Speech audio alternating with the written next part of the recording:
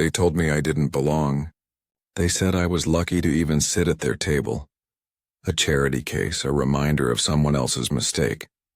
They said I was adopted, that I should find another table if I didn't like the way things were. I didn't say a word that night. I just stood, walked out into the cold, and promised myself one thing. One day, I'd never have to ask for a seat again. Years later, when the truth finally surfaced, when my grandfather revealed who I really was, I realized I was never the outsider. I was the heir. And the table they told me to leave? It was mine all along.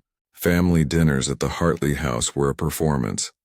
A weekly ritual of perfection where everything gleamed but nothing felt alive.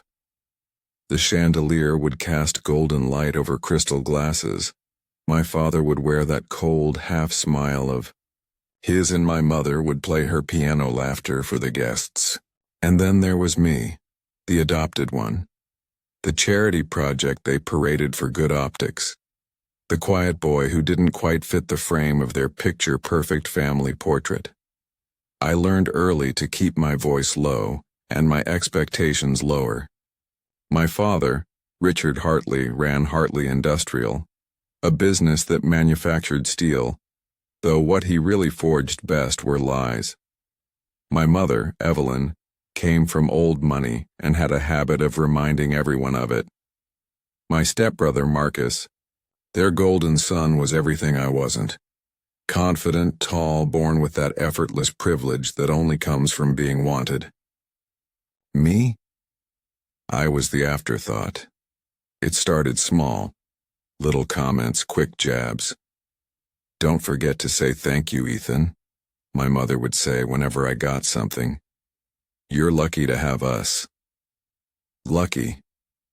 That word followed me everywhere, like a leash around my neck. But nothing compared to that night. The night that burned the word family right out of me. It was Marcus's engagement dinner. The Hartleys spared no expense. Chandeliers dripping with crystals. A table so long it looked like it ran through the house itself. The smell of wine and steak filled the air, and everyone was smiling. Everyone but me. I sat at the far end, quiet, invisible, trying to stay small. Across from me, Marcus's fiancée, a sharp-tongued woman named Claire, leaned in and whispered something into his ear. He laughed, eyes flicking toward me. I could tell from the smirk that I was the punchline. Then my father looked down the table. "Ethan," he said, his voice calm but sharp, "this dinner is for family. Go find another table." At first I thought I'd misheard him. The room went silent. Even the waiters froze. Then came the laughter. Soft at first, then louder. Marcus tried to hide his grin behind his glass. My mother just looked down at her plate. "Go find another table." Those words sank into my chest like a knife. I stood up, slow and careful, because if I moved too fast, they'd see me shake. My chair scraped the marble floor. The sound echoed louder than I meant it to. "I understand," I said quietly. And I left. No one stopped me. Not one person. Outside, the night was cold enough to sting. My car was parked at the end of the driveway under the old oak tree. I sat in it for an hour, staring at the mansion glowing behind me. Every window looked warm, alive, except the one room that should have been mine. That was the night I promised myself I'd build something no one could take away. I didn't know how or when or what it would cost me, but I knew I'd never beg for belonging again. The years that followed hardened me. I didn't go to college. My father refused to pay for it. "You're not blood," he said once. "You should be grateful I let you stay here as long as I did." So I packed a single bag and left with nothing but a few $100s in my old high school toolbox. The only job I could find was at a mechanic shop on the edge of town. It was dirty work, Long hours, burnt coffee, grease under your fingernails that never really washed off. But it was honest. Every car I fixed, every paycheck I earned was mine. At night, when the shop went quiet, I'd sit outside and look at the city lights. Somewhere in those glittering buildings, my father's company stood tall, Hartley Industrial. The name that should have been mine too. Funny thing about silence. It doesn't always mean weakness. Sometimes it's preparation. 3 years passed. I worked, saved, and learned. People came and went. My father's empire grew, Marcus got married, and I stayed forgotten. Until one winter evening, when the sound of a familiar engine pulled into the shop. A black Mercedes, spotless, shining like it didn't belong on our cracked parking lot. The door opened slowly and out stepped my grandfather, Harold Hartley. He looked older, frailer, but those sharp blue eyes of his still carried that quiet fire. "Ethan," he said, smiling. "You still fix what's broken, I see." I froze. "Grandpa?" He nodded. "May I come in?" We sat on 2 oil-stained stools by the heater. He didn't waste time on small talk. "I know what they did to you," he said softly. "And I'm sorry I didn't stop it." My throat tightened. "You knew?" "I knew more than they wanted me to. I also know what they took." He reached into his coat pocket and pulled out an envelope. Thick, yellowed with age, sealed with wax. My name was written on it in neat handwriting. Inside was a small silver key and a folded letter. The letter read, "To my grandson Ethan, the one they'd tried to erase. Your mother loved you until her last breath. The truth they buried lies in the house they said you could never enter." I looked up, stunned. "Your mother?" I whispered. "You mean—" He nodded. "My daughter. You're her son. Not adopted, not by them." It felt like the air was sucked out of the room. Everything I'd believed about myself, every cruel word, every reminder that I didn't belong, cracked apart in an instant. "Why tell me now?"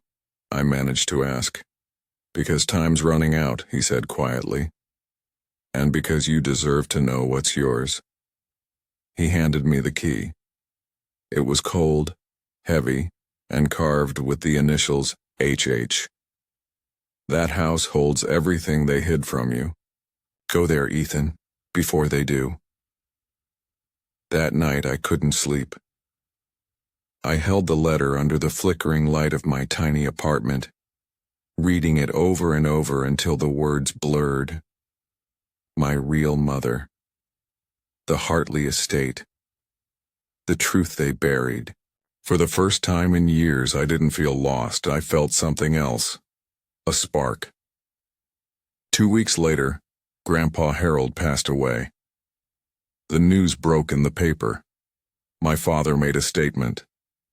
A great man, a loving patriarch. The hypocrisy made me sick. They didn't invite me to the funeral. But I went anyway. I stood in the back behind the cameras and flowers, watching them pretend to grieve. My father, my mother, Marcus, holding Claire's hand like they'd won something. When the speeches ended, the family lawyer stepped forward with the will. His voice was clear, steady. Per Mr. Harold Hartley's final instructions, the reading of his will shall take place immediately after the service. The guests began murmuring. My father looked uneasy.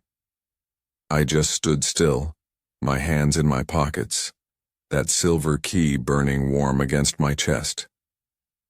Because deep down I already knew, this wasn't the end. This was the beginning of the truth. The church smelled of roses and rain. Outside, thunder rolled low across the gray sky. Fitting, I thought, for a man like Harold Hartley. He'd built an empire from steel and sweat, and now his legacy rested in a polished wooden box surrounded by people who'd only ever loved what he owned. I stood in the back, hands in my coat pockets keeping to the shadows. No one noticed me at first. Not the reporters, not the guests, not even my so-called family. Maybe that was fitting too. For years I'd been the invisible one, the boy they kept in the background of family portraits, the mistake they never spoke of. Until now.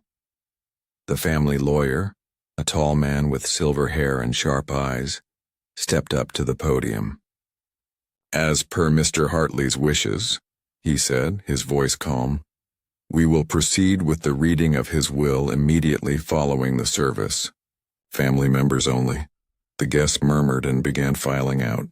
My father shook hands, my mother dabbed her eyes for the cameras, and Marcus smiled that same easy smile he always wore when he thought the world belonged to him. When the last of the crowd had gone, the lawyer motioned toward the front pews.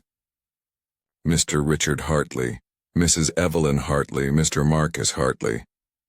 Then his gaze shifted, and for a moment it landed on me. "And Mr. Ethan Hartley." The room went silent. My father's head snapped up like he'd heard a gunshot. My mother's painted smile faltered. "What?" my father barked. "He doesn't belong here." The lawyer didn't flinch.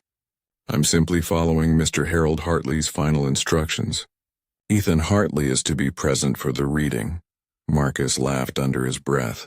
"You've got to be kidding me. The mechanic gets an invite now?" I didn't answer. I just walked forward, slow and steady, until I was standing at the end of the pew. My father's jaw tightened, but he said nothing. The lawyer opened a leather folder and began reading. "To my beloved family, what's left of it, I leave not just wealth, but the truth you've all tried to bury." A ripple went through the room. "To my grandson, Marcus, I leave a trust of $2 million. To be released only when you prove you can build something of your own. Without the family name to shield you." Marcus's smirk vanished. He leaned forward, whispering to my father, "Is this a joke?" The lawyer continued. "To my son Richard, I leave control of Hartley Industrial. With a condition. The board will review all operations quarterly, and any violation of ethics or misconduct will result in immediate removal." My father's face darkened. "He can't do that. The company's mine." The lawyer didn't even look up. "He could." And he did, and then, to Ethan Hartley, "My grandson, the true heir to my daughter's bloodline, I leave the Hartley Manor and all accompanying assets, as well as my personal archive and inheritance share." The words hit the room like a thunderclap. My father stood up. "That's impossible. He's not my—" The lawyer raised a hand. "Mr. Hartley, please sit down." He turned a page. "There is proof of Ethan's lineage in the sealed documentation provided by Mr. Harold Hartley before his passing. DNA confirmation was verified. Ethan is the biological son of the late Margaret Hartley, your sister." The silence that followed was almost holy. My mother's face went pale. Marcus looked between us, eyes wide. "Wait, what?" "You mean he's—" "Yes," the lawyer said. "Ethan is not adopted. He is a Hartley by blood, and by right. I didn't move, didn't breathe. I just stared at the will, the ink still fresh, and felt the years of humiliation and exile dissolve like mist." My father's voice cracked the silence. "That old man has lost his mind. He can't rewrite the past." The lawyer's tone stayed steady. "The past was already written, Mr. Hartley. You just tried to edit it." Marcus slammed his fist against the pew. "You're telling me this nobody gets the house? The estate?" The lawyer closed the folder. "That's correct. And as of this morning, Ethan Hartley also inherits full ownership of the Hartley archives and the accompanying title of principal beneficiary." My father's hand clenched into a fist. "You think you can walk in here and take what's ours?" I met his eyes. "What's mine?" I said quietly. "You took everything from me, my name, my place, my mother's memory. But the truth has a way of finding daylight. For a long moment no one spoke.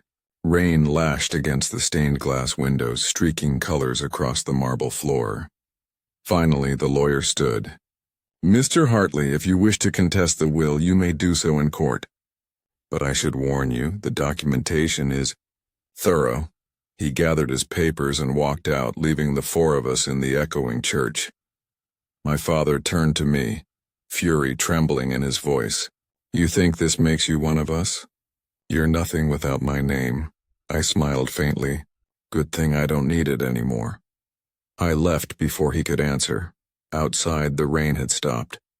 The air smelled of wet earth and iron, the scent of storms clearing. I held the silver key in my hand, cold and real. The key to the manor. The house they said I could never enter. The next morning I drove out to the countryside. The road twisted through gray hills and silent trees, leading to the estate that had been locked away for decades. The Hartley Manor stood at the top of a ridge, towering, weather-beaten, but still magnificent, like it had been waiting for someone to come home. The gate creaked open when I turned the key. Inside, the driveway was lined with ivy and crumbling statues. The windows were dark, but something about the silence felt alive, like the walls themselves remembered everything. I walked through the front doors. Dust floated in the air, catching what little light came through the stained glass.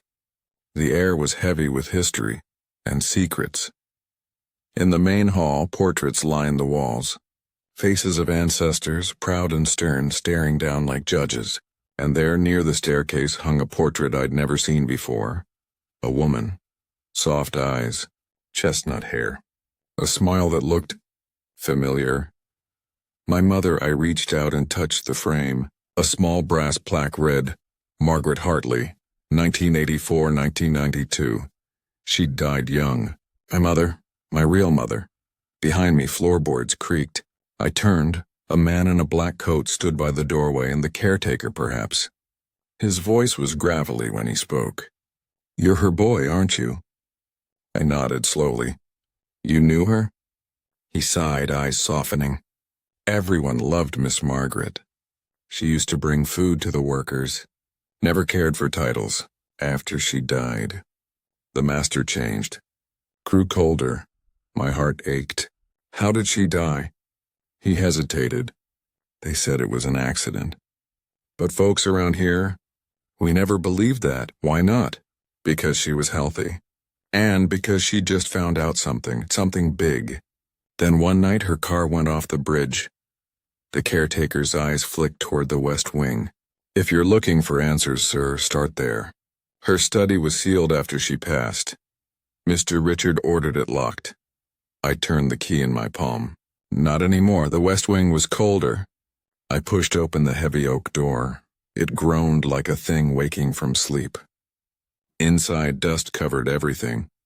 Papers, books, a piano that hadn't been touched in decades.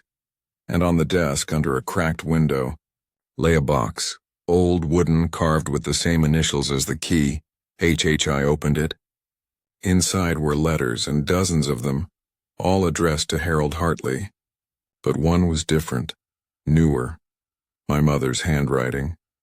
"Father, if anything happens to me, promise me you'll look after Ethan. He's not safe as long as Richard knows the truth." The words blurred as my heart pounded. Not safe. What truth? Then I found another paper beneath it, a birth certificate. My birth certificate.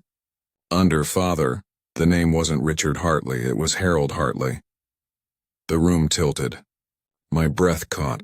My grandfather was my father. No wonder Richard hated me. No wonder he tried to erase me. I wasn't his adopted son. I was his half-brother. The shame he'd tried to bury. Every memory snapped into focus, the disgust in his eyes, the way my mother avoided me, the silence at the table. All of it made sense now. I sank into the chair, the letter shaking in my hands. The truth was darker than I'd ever imagined. Outside, the wind howled through the cracks, making the old house groan. And somewhere deep inside me anger bloomed. Quiet, precise, unstoppable. For years they'd treated me like I didn't belong. Now I knew why. Now I knew exactly what they'd done, and for the first time in my life I wasn't afraid. I was ready. Ready to show them what happens when you try to erase the wrong person. The morning after I found my mother's letters, the world outside the manor looked calm. Too calm for what I'd just discovered. The mist rolled over the gardens, wrapping the house in gray silence, but inside me, there was a storm I could no longer contain. For years, I'd believed I was the unwanted son, the outsider they tolerated out of pity. But the truth changed everything. Harold Hartley, and the man I'd called Grandfather Gary, was my father. Richard wasn't my father at all. He was my half-brother. And Marcus was just another branch of the same poisoned tree. I stood by the window, holding my mother's letter in one hand and the birth certificate in the other. The ink had faded, but the truth burned bright enough to light 1,000 nights. I wasn't going to destroy them out of rage. That would have been easy. No, they'd built their kingdom on lies, and I would make them choke on the truth. Slowly, publicly, irreversibly. That was the promise I made to my mother as the morning light broke through the clouds. It began quietly. I visited the city, the glass towers, the manicured streets, the world they'd used to banish me. The Hartley Industrial Building stood tall, 15 stories of polished pride. Inside, portraits of Richard and Marcus lined the lobby like saints in a chapel. But I wasn't here for sentiment. I was here for precision. The receptionist blinked as I walked in. "Sir, may I help you?" I smiled faintly. "Yes, tell your CEO his new majority shareholder is here." She hesitated, clearly confused. "And that would be?" "Ethan Hartley." The effect was immediate. Eyes turned. Phones froze mid-dial. And before she could react, the elevator doors opened. And there he was. Richard Hartley. Tailored suit. Silver tie. The look of a man who'd spent decades believing he was untouchable. When he saw me, his eyes narrowed. "You have some nerve showing up here." "Just returning what's mine," I said. He smirked, cold and practiced. "The court hasn't finalized anything. That will of his doesn't make you a king overnight." "No," I said, "but it makes me an owner."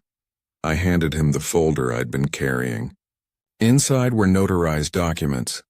Proof of my 52% controlling stake in Hartley Industrial, transferred by Harold himself weeks before his death.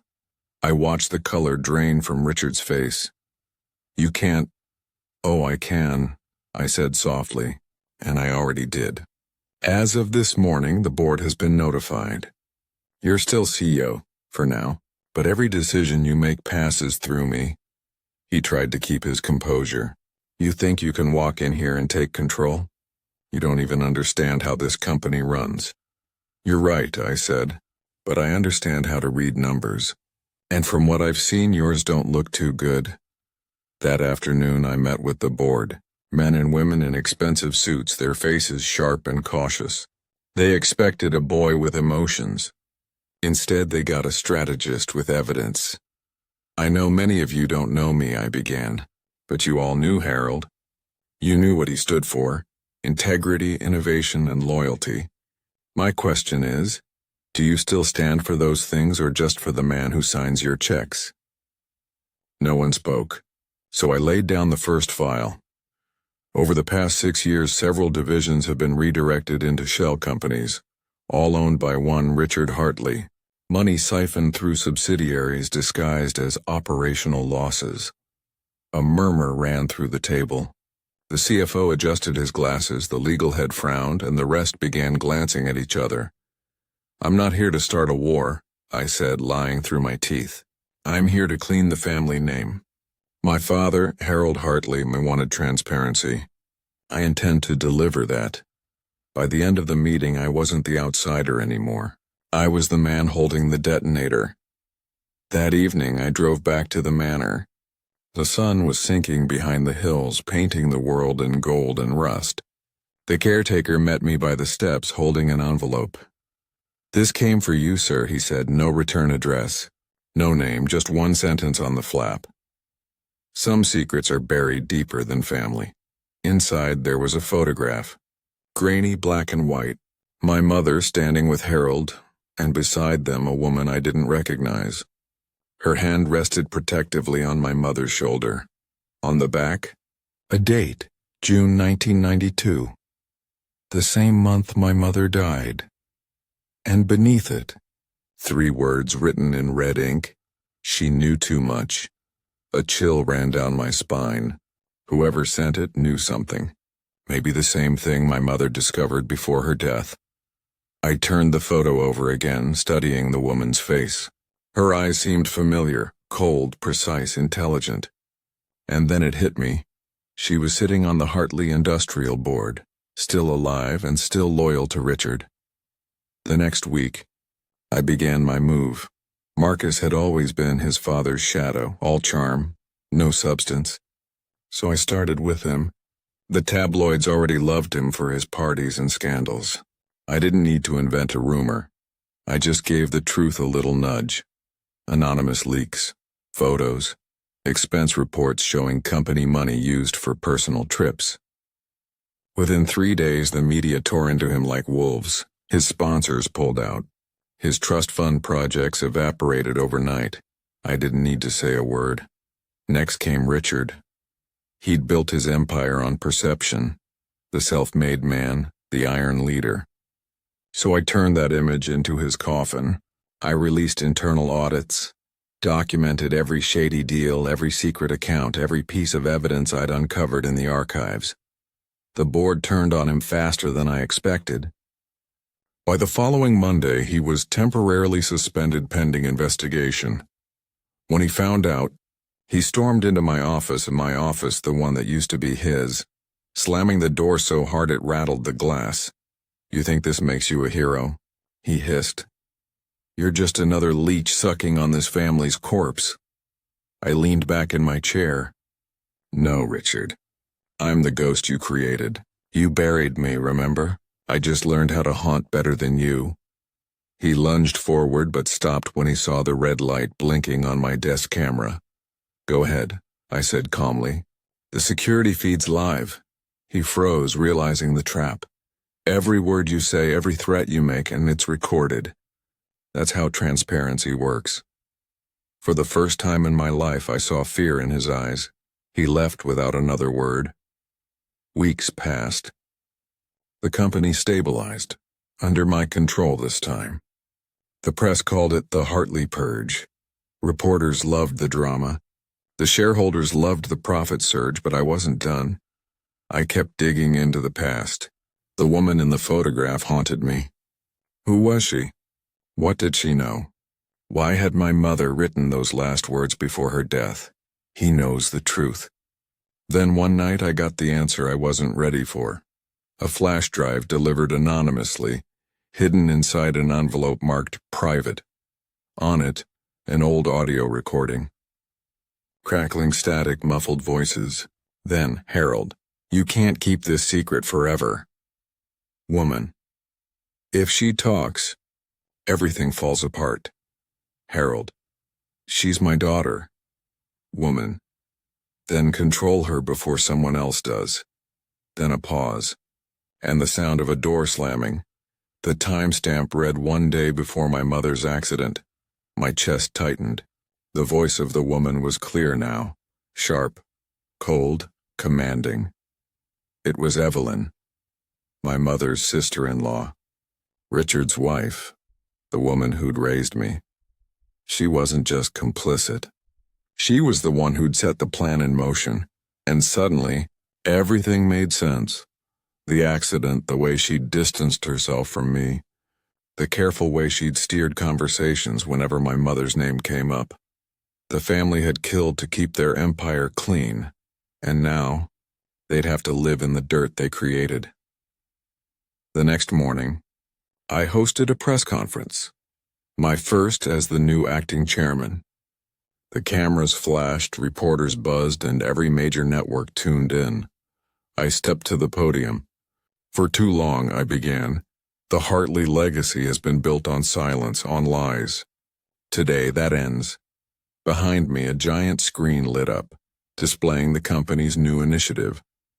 The Hartley Foundation for Ethical Innovation. A fund dedicated to investigating corporate misconduct, starting with our own archives. Gasps filled the room.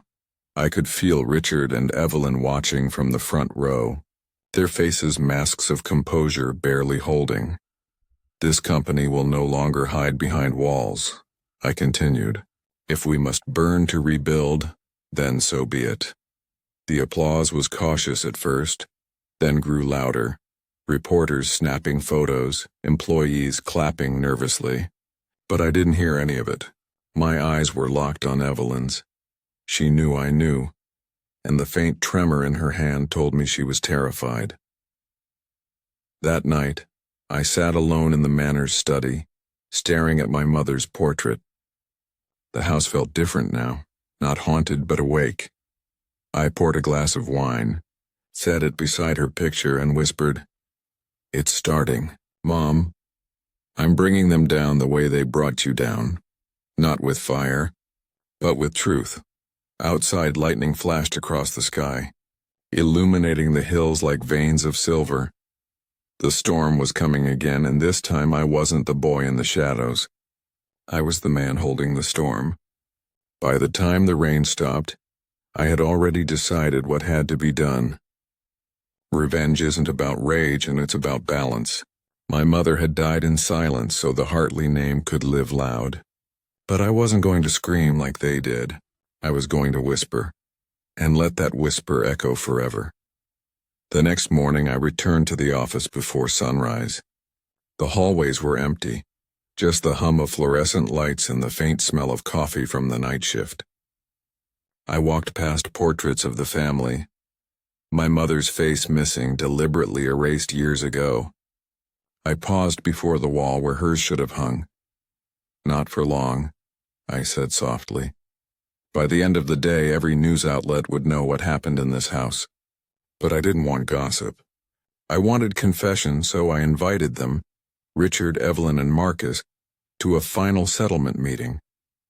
The message was polite, the tone professional, but the location was deliberate. The Manor's West Wing, the same dining hall where years ago they told me to find another table. When they arrived, the air was thick with tension. Evelyn walked in first, flawless as always, a vision of elegance and control. Marcus followed, sunglasses hiding a hangover, and Richard came last, jaw clenched like he'd chewed on bitterness all morning. "What is this about, Ethan?" Richard snapped. "We're done with your circus." I smiled faintly. "Not yet. We have unfinished business. Family business," he scoffed, but I gestured for them to sit. The long mahogany table gleamed under the chandelier, polished so bright you could see your reflection. "Or your guilt. Do you remember this room?" I asked. "The last time we sat here I was 16. You told me I didn't belong, that I was lucky to have a seat at all." Evelyn shifted in her chair. "Ethan, this is unnecessary. The company's stable, the board is—" "Stop pretending this is about the company," I interrupted. "You all know what this is." I reached into my briefcase and placed 3 items on the table. My mother's final letter, the photograph with Evelyn's younger face, the flash drive with Harold's recorded conversation. The moment Evelyn saw it, her hand twitched. "What's this supposed to prove?" she asked, her voice steady. Too steady. "That truth doesn't die just because you bury it," I said.